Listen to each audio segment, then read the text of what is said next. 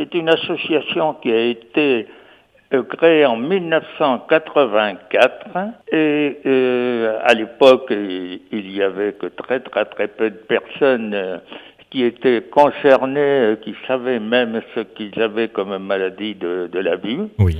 Et il n'y avait pas de recherche et c'est la raison pour laquelle nous avons créé à cette époque cette association pour promouvoir la recherche.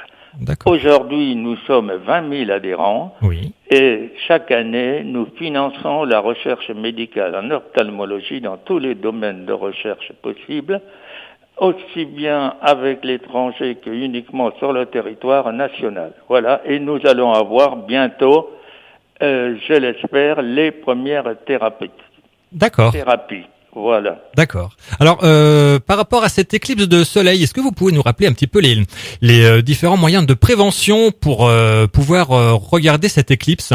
Quand vous regardez une éclipse du soleil, c'est-à-dire que le soleil donne l'impression de s'obscurer petit à petit, oui. Et effectivement, quand ça se passe en plein jour, ce qui sera le cas du 20 mars, on a le regard attiré vers ce phénomène qui fait qu'il fait nuit en plein jour. Là, l'éclipse ne sera pas totale, elle sera de 75%, c'est-à-dire qu'il y aura encore 25% de rayons solaires qui continueront à parvenir sur Terre. Mais ces 25%, si vous voulez, gagneront en intensité. C'est un petit peu comme ce qui se passe au niveau de la soudure, et c'est d'ailleurs la raison pour laquelle les soudeurs se mettent des lunettes, des verres protecteurs. L'intensité est tellement forte, puisqu'elle est concentrée sur un faisceau, qu'il pourrait se brûler la rétine, et pour nous, ça serait pareil.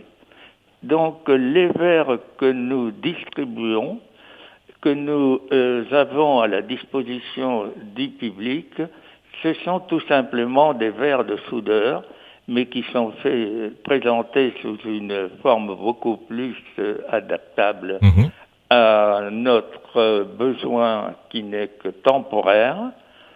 Et ce sont des verres qui nous permettent de regarder cette éclipse sans danger.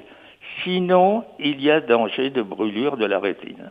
Et donc, nous concernant par rapport à Cherbourg, où est-ce qu'on peut se procurer donc ces lunettes ? Il y a à Cherbourg, on a un représentant qui est administrateur, qui est un ami personnel qui s'appelle Hubert Potel, qui est de Cherbourg. Mais pour ce qui est de commander ces verres, le mieux c'est que vous envoyez un email à l'adresse que vous avez. Donc par rapport à cette adresse mail, est-ce que c'est info@retina.fr ? Exactement. D'accord. Et le numéro de téléphone pour joindre Retina France, c'est le 05 61 30 20 50. C'est bien ça ? C'est ça, monsieur. Alors, juste une petite question pour terminer cette interview. Je voulais savoir à peu près, donc, combien de temps on peut assister à ce genre d'éclipse de soleil, monsieur Fraissinet ? Alors, c'est périodique, mais périodique, c'est plutôt cyclique. Hein.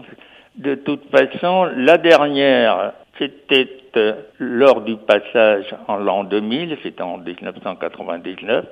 Elle était encore plus importante que celle du 20 mars, mais celle du 20 mars a une originalité très positive, c'est qu'elle est visible de tous les coins de France, grosso modo. Point culminant de cette éclipse sera grosso modo entre 10 et 11 heures.